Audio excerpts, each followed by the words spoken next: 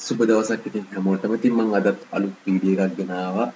කොහොමද කියලා ස්ථාවර තැන්පතුවල පොලි අනුපාත කියලා. ඉතින් අද හරියටම දිනේ බැලුවොත් 2025 6 වෙනි මාසේ පළවෙනිදා. ඒ කියන්නේ 2025 ජූලි මාසේ පළවෙනිදා තමයි අද දිනේ. ඉතින් අද දිනේ වෙනකොට කොහොමද ස්ථාවර තැන්පතුවල පොලි අනුපාත කියලා දැන් මේ දවස්වල පොලි අනුපාත නැවත සැරයක් මහ බැංකුව විසින් අඩු කරා.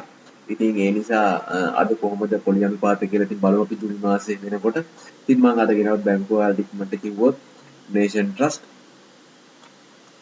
ඒ වගේම Pan Asia bank Sampath bank HNB bank Seylan bank NDB bank commercial bank ඒ වගේම පීපල්ස් බැංක් ඒ වගේම අවසානක විදියට BOC බැංක්. මෙන්න මේ බැංකු ටික තමයි ඔයාලට මම අද ස්ථාවර තැන්පතු පොලි අනුපාත විදියට ගෙනත් තියෙන්නේ. ඉතින් නේෂන් ට්‍රස්ට් බැංකුවේ අද කොහොමද කියලා බලුවොත් පොලි අනුපාත ජූනි මාසේ පළවෙනිදා වෙනකොට ඉතින් මාසයක් සඳහා 6.5යි මාස 3 සඳහා 7යි මාස 6 සඳහා 7.2යි මාස 12 සඳහා 7.5යි අවුරුදු දෙකක් සඳහා 9යි අවුරුදු 3ක් සඳහා 9.2යි අවුරුදු 4ක් සඳහා 9.7යි ඒ වගේම අවුරුදු 5ක් සඳහා 10ක පොලි අනුපාතයක් තමයි නේෂන් ට්‍රස්ට් බැංකුවේ ගෙවන්නේ. ඉතින් මෙන්න මේ විදිහට තමයි නේෂන් ට්‍රස්ට් බැංකුවේ පොලි අනුපාත තියෙන වලට පේනවා ඇති. ඒ වගේම මාසිකව ලබා ගන්න බලාපොරොත්තු වෙනවා නම් දෙවෙනි පේලියේ තියෙන පොලි අනුපාත වලට බලා ගන්න පුළුවන්. වාර්ෂිකව පොලිය ලබා ගන්න බලාපොරොත්තු වෙනවා නම් අවුරුදු දෙකේ සිට මෙන්න මේ විදිහට පොලි අනුපාත තමයි තියෙන්නේ නේෂන් ට්‍රස්ට් බැංකුවේ. ඉතින් ඊළඟට බලුවොත් ඔය පෑන් ඒෂියා බැංකුවේ කොහොමද පොලි අනුපාත කියලා. ඉතින් මාසයක් සඳහා 6.5යි. ඒ වගේම මාස 3ක් සඳහා 6.7යි. මාස 6ක් සඳහා කල්පිරීමේදී 7යි. ඒ වගේම අවුරුද්දක් සඳහා කල්පිරීමේදී 7.5ක පොලි අනුපාතයක් ගෙවනවා. ඒ වගේම මාස 13 සඳහා 7.75යි. ඉතින් මේ විදිහට තමයි කල්පිරීමේදී පොලි අනුපාත සහ මාසිකව ඒ වගේම වාර්ෂිකව පොලි අනුපාත තියෙන්නේ. ඔයාලට පේනවා ඇති. ඉතින් මම වැඩි කියන්නේ නැහැ වීඩියෝ දික් වෙන හින්දා. ඔයාලට බලා ගන්න පුළුවන් කොහොමද කියලා. අවුරුදු 5ක් සඳහා නම් 111.75ක පොලි අනුපාතයක් තමයි ගෙවන්නේ. පෑන් ඒෂියා බැංකුවේ කල්පිරීමේදී. ඉතින් මේ විදිහට තමයි පෑන් ඒෂියා බැංකුවේ පොලි අනුපාත තියෙන්නේ. ඊළඟට බැලුවොත් සම්පත් බැංකුවේ කොහොමද පොලි අනුපාත කියලා. ඉතින් මාසයක් සඳහා 6.75යි මාස 3ක් සඳහා 7යි මාස 6ක් සඳහා 7.5යි ඒ වගේම අවුරුද්දක් සඳහා 7.5ක පොලි අනුපාතයක් ගෙවනවා කල්පිරීමේදී. ඒ වගේම පිළිවෙලින් වලට පේනවා ඇති අවුරුදු 2 අවුරුදු 3 ඒ වගේම අවුරුදු 5 සඳහා 11.5ක පොලි අනුපාතයක් ගෙවනවා කල්පිරීමේදී සම්පත් බැංකුව. ඉතින් මේ විදිහට තමයි සම්පත් බැංකුවේ පොලි අනුපාත තියෙන්නේ. අවුරුද්ද සඳහා 7.5ක පොලි අනුපාතයක් තමයි තියෙන අපිට පේන විදිහට බැංකු හැම එකේම වගේ 7.5ක පොලි අනුපාතයක් තමයි පවත්වා ගන්න හදලා තියෙන්නේ අවුරුද්දක් සඳහා. ඉතින් මේ විදිහට තමයි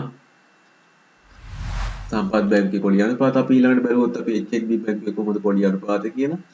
මාසයක් සඳහා 6.75යි මාස 3ක් සඳහා 7යි මාස 6 සඳහා 7.2යි මාස 12ක් සඳහා ඒ කියන්නේ අවුරුද්ද සඳහා 7.5යි ඒකම අවුරුද්ද සඳහා අවුරුදු 5ක් සඳහා නම් 1.5ක පොලි අනුපාතයක් ගෙවනවා. ඉතින් මේ HNB බැංකුවෙන් බැලුවොත් අවුරුද්ද සඳහා 7.5ක පොලි අනුපාතයක් තමයි මේ වෙනකොට ගෙවන්නේ.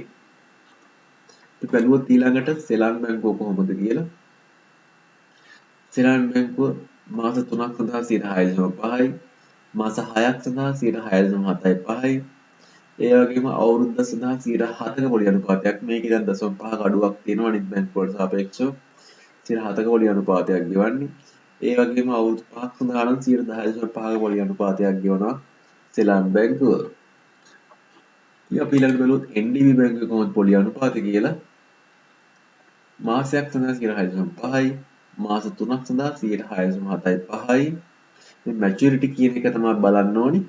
ඒ වගේම මාස 6ක් සඳහා 7යි ඒ වගේම අවුරුද්ද සඳහා 7.2.5ක පොලි අනුපාතයක් තමයි ගෙවන්නේ NDB බැංකුව. බැලුවොත් අවුරුදු 5ක් සඳහා කීයද කියලා 11.2.5ක පොලි අනුපාතයක් තමයි ගෙවන්නේ පෑන් ඒෂියා බැංකුව. ඊළඟට බලුවොත් කමර්ෂල් බැංකුවේ කොහොමද පොලි අනුපාතය කියලා මේ වෙලාවේ. මාසයක් සඳහා 6.2.5යි මාස 3ක් සඳහා 6.75යි මාස 6ක් සඳහා 7යි අවුරුද්දක් සඳහා 6.78යි. ඉතාමත් අඩු වගේ. නෑ සමාවන්න 6.78 ලැබෙන්නේ මාසිකව ලබා ගන්නවා නම් අවුරුද්දක් සඳහා 7%ක පොලි අනුපාතයක් තමයි ගෙවන්නේ සෙලන් බැංකුව වගේම. අවුරුදු 5ක් සඳහා බැලුවොත් අපිට පේනවා 10%ක පොලි අනුපාතයක් තමයි කමර්ෂල් බැංකුවේ ගෙවන්නේ. ඉතින් මේ විදිහට තමයි කමර්ෂල් බැංකුවේ පොලි අනුපාත 2025 ජූනි මාසේ 1 වෙනිදා වෙනකොට පොලි අනුපාත. ඉතින් අපි ඊළඟට බලමු මහජන බැංකුවේ මාසයක් සඳහා 5.75යි, මාස 3ක් සඳහා 6.2යි, මාස 6ක් සඳහා 6.5යි, අවුරුද්දක් සඳහා 6.7යි. ඒ වගේම අපි අවුරුදු 5ක් සඳහා බැලුවොත් 7.75ක පොලි අනුපාතයක් තමයි ගෙවන්නේ මහජන බැංකුවේ.